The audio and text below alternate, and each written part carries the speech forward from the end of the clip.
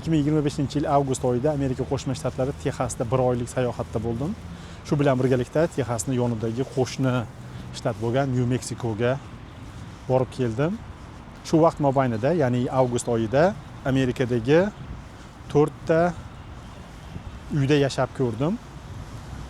Texasning g'arbiy shahri El Pasoda anchadan beri do'stim bo'lgan, qadrdon tanishim Jenniferning uyida turgan bo'lsam, New Mexicoga borib qaytishda Texasning Sweetwater shahrida o'tgan safargi videoda ko'rganingiz fermer Raspettining uyida yashadim va yana qaytishda Temple shahrida o'zimiz O'zbekistondan borgan hozirgi kunda suv irrigatsiya bo'yicha juda ham katta mutaxassis doktor Asqar Ali Karimovning uyida turdim va shu bilan doimiy Texasdagi vaqtinchalik manzilim bo'lgan joyga qaytib keldim. Bu manzilda o'sha asosan avgust oyida 3 hafta to'liq turdim.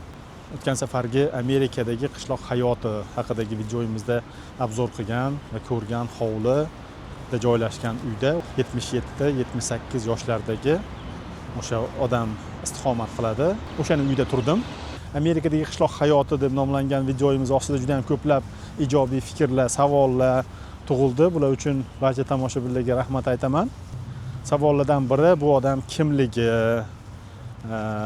nima ish qilganligi, umuman bu odamni kimligi haqida bo'ldi. Bu odam o'sha Amerikadagi Texasdagi universitetda 32 yil davomida o'qituvchilik qilgan, 32 yil davomida dars bergan va hozirgi kunda 2018-yildan beri pensiyada o'sha hovlida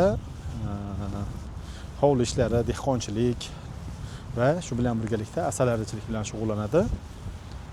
Oilasi bormi degan savol ham bo'ldi. Oilasi bor, farzandlari bor, nabiralari bor. Nabiralar va farzandlari haftada 1-2 marta kelib turishadi. Kelib bu bilan uni uyida ovqat pishirishib, mehmondorchilik qilishadi.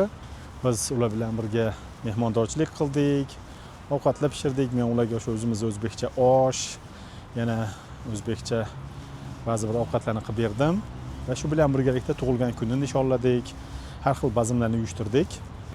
Mana shu sayohatim davomida tushundimki, Amerikada ham odamlar xuddi bizga o'xshashadi. Ularda ham mehmondorchilik, ularda ham bizga o'xshagan odatlar bor. Faqatgina farqimiz ma'lum bir darajada til va ma'lum bir darajada madaniyat, lekin hammamiz bir xil odammiz. Yana savollardan biri shu bo'ldiki, hovliga nima ekadi? Daromad manbai nimadan iborat? Hovliga hech narsa ekmaydi. Hovlisi doim bo'sh turadi. Endi buni hovlini bo'sh turishiga sabablari bor ma'lum bir darajada. Umumiy Amerikani o'sha madaniyatidan yoki iqtisodiyotidan kelib chiqqan holda ma'lum bir ma'noda ekish o'zini qoplamaydi deyish mumkin. Buni keyinroq balki tushuntirib berarman. Daromad manbai endi u odam 32 yil davomida o'sha universitetda dars bergani uchun ma'lum bir darajada jamg'armasi bor. Hozirgi kunda pensiyasi bor va pensiya endi Amerikada pensiya boshqacharoq ishlaydi, lekin o'sha jamg'armasidan foydalanadi hozirgi kunda xarajatlar uchun.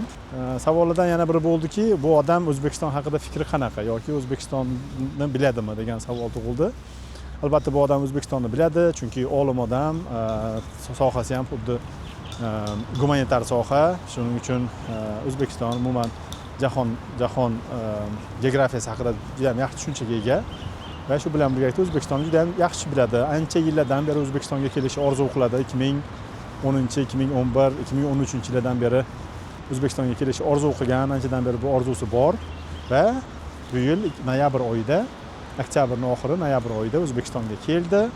Men uni O'zbekistonda kutib oldim. Xuddi men unikida mehmon bo'lganda, u menikida mehmon bo'ldi. U bilan birga qishlog'imizga bordik, qishlog'imizda to'ylarga bordik. Shu bilan birgalikda asalarichilar maydonlariga bordik. Va ayniqsa unga o'zimizdagi to'ylar juda ham yoqdi. To'ylarda qishloqda 1, 2, 3, 4, 5 ta atrofida nahorga oshga bordi. Nahorga oshda juda ham odamlarning munosabatlari, odatlarimiz va ertalabki osh juda ham yoqdi. Shu bilan birgalikda o'zini yoshiga teng bo'lgan odamlarni davrasida mehmondorchilikka bordi. Ular bilan o'tirish, ular bilan gaplashish juda ham unga yoqdi. Va albatta Samarqandga bordi. Buxoroga sayohatni keyingi safarga qoldirdi. asosiy undan keyin asosiy vaqtini Toshkentda, Toshkent metrosida, Chorsu bozorida shu tomonlarda o'tkazdi. Ya'ni aytmoqchimanki, o'z chet elliklarni Amerika bo'ladimi yoki boshqa davlatdan kelgan odamlar bo'ladimi, ularni ham O'zbekistonga qiziqishlari juda ham katta. Ularga ayniqsa bizdagi odatlarimiz, mehmondo'stligimiz va albatta oshimiz juda ham yoqadi. Uni O'zbekiston haqidagi fikrini video davomida ko'rishingiz mumkin. Agar odamlar mendan xo'sh, O'zbekistonda sizga nimasi ko'proq yoqdi deb so'rashsa, men hech ikkilanmasdan odamlar juda samimiy deyman. Ayniqsa to'y palovi masalasi meni juda hayratlantirdi. AQShda bunga o'xshash an'ana deyarli yo'q. Shuncha odam bir joyga yig'ilib, birga o'tirib ovqatlanishi, turli xil palovlar tayyorlanishi bu juda o'ziga xos holat. Men o'zimni qari odam deb hisoblamayman, lekin transportda bo'lsak yoki biror joyda bo'sh joy paydo bo'lsa, kimdir albatta turib menga joy beradi.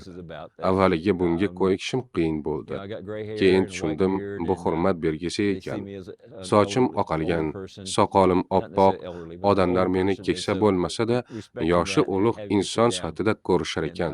Menga joy berish ularning madaniyati. Bu holatga ko'nikishim uchun biroz vaqt ketdi.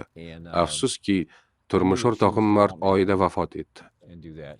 Lekin men bilardim, u baribir mening bu yerga kelishimni xohlardi. Bugun hisoblab ko'rsam, O'zbekistonda 16 kundan beri yuribman va shu vaqt ichida atigi 3 kun palov yemaganman, xolos. Uy palovlari esa butunlay boshqacha edi. Bittasida go'sht ichida, bittasida ustida, yana bittasi esa butunlay go'shtsiz. Hammasi vaziyatga bog'liq ekan. Palovning qanday tayyorlanishini tomosha qilish menga juda yoqdi. Katta qozon, eng qiziq tomoni, bu qozonlar qishloq aholisi tomonidan birgalikda ishlatilgan. Chunki har kim ham bunday katta qozonni sotib ololmaydi. U ham jamiyat, do'stlik, bir-biriga yaqinlik juda sezilib turardi. Odamlar men bilan tanishishga juda qiziqishdi. Texas universitetidan professor ekanim haqida gaplashishdi. Siz olgan yuk mashinalari videosini ko'rganlar ham bor edi. Men ilgari yuk mashinalari bilan shug'ullanganman. Hamma juda ochiq, iliq va suhbatga tortishga harakat qildi. Telefonimda asalarichilikka oid suratlarim bor edi. Ularni hammaga ko'rsatdim. Qiziq tomoni, ko'pchilik 3-avlod asalarichi ekan. Kecha gaplashgan odamimiz esa 5-avlod asalarichi bo'lib chiqdi. Bu yerda asalarichilik tarixi qancha uzoqqa borishini aniq bilmasdim. O'qiganlarimga qaraganda, asalarichilik 20-asr boshlarida jadal rivojlangan. Undan oldin cho'l hududlar bunga to'sqinlik qilgan. Shunga qaramay, odamlar juda mehribon edi. Hamisha yetarlicha ovqatim borligiga ishonch hosil qilishardi. Sizning do'stlaringiz bilan uchrashgan kecha juda ko'p kulgi, hazil mutoyiba bo'ldi. Ular nimani gapirayotganini tushunmasam ham, o'zimni juda qulay his qildim. Ular orasida bo'lishim muammo emasligini sezdim. Jo'ra esa menga alohida e'tibor qaratib, ovqatim ham, ichimligim ham yetarli bo'lishiga harakat qildi. Samarqandga kelishimning sabablari ham bor edi. Bu joyning tarixiy ahamiyatini bilardim. Ipak yo'li haqidagi kitobda Samarqand islom ilm fani va falsafasidagi o'rni, qog'oz ishlab chiqarishdagi roli haqida o'qigandim. AQShda 300 yildan oshgan joylar juda kam. AQShga odamlar 1600-yillarda kelgan. Holbuki bu yerlarda butun sulolalar o'sha vaqtlardayoq allaqachon rivojlanib bo'lgan. Registonni ko'rish esa mutlaqo boshqacha taassurot qoldirdi. Juda ulkan, hayratlanarli, aql bovar qilmaydigan darajada restavratsiyadan oldingi holatini ko'rganimda ham hozirgi bezaklari, hunarmandchiligi meni lol qoldirdi. O'tirib, shunchaki o'ylab qolishga majbur bo'ldim. Bibi xonim masjidi, Amir Temur maqbarasi barchasi turlicha, lekin birdek ta'sirli. Temir ishlatmasdan, faqat g'isht bilan shunday bilan binolar qurilgani, bu haqiqiy mo'jiza. AQShda Grand Canyon kabi tabiiy mo'jizalar bor. Lekin bu yerda inson qo'li bilan yaratilgan mo'jizalarni ko'rasiz. Bu juda chuqur o'ylashga majbur qiladi. Men har yili kutubxonalar va boks for Babies dasturiga xayriya qilaman. Chunki bolalarga erta yoshdan kitob berish, ularga o'qib berish til rivoji uchun nihoyatda muhim. Ota-onam bizga bolaligimizdan kitob o'qib bergan. Bu mening hayotimga katta ta'sir qilgan. O'g'lim menga shunday degan edi, dada, endi pul yig'ish haqida emas, balki yaxshilik qilish haqida o'ylash vaqti keldi. Shuning uchun bu yerda qilgan kichik yordamim ham foydali bo'lsa, men xursandman. Agar bu yordam bitta bolaga bo'lsa ham foyda bersa, demak bu arziydi. Yana aytaman, odamlar juda samimiy, metroda, avtobusda hamisha joy berishdi. Bu AQShda ba'zan bo'ladi, ba'zan yo'q. Bu yerda esa bu odatiy hol. O'zbekistonda qadimiy tarix, xilma-xil tabiat, boy taomlar va eng muhimi mehmondo'st xalq bor. Shu sababli bu safar men uchun juda qadrli bo'ldi. Turmush o'rtog'im kelolmaganidan afsusdaman, lekin u bu safar men uchun qanchalik muhim ekanini bilardi. Shu sababli kelganimdan juda xursandman va albatta yana qaytaman.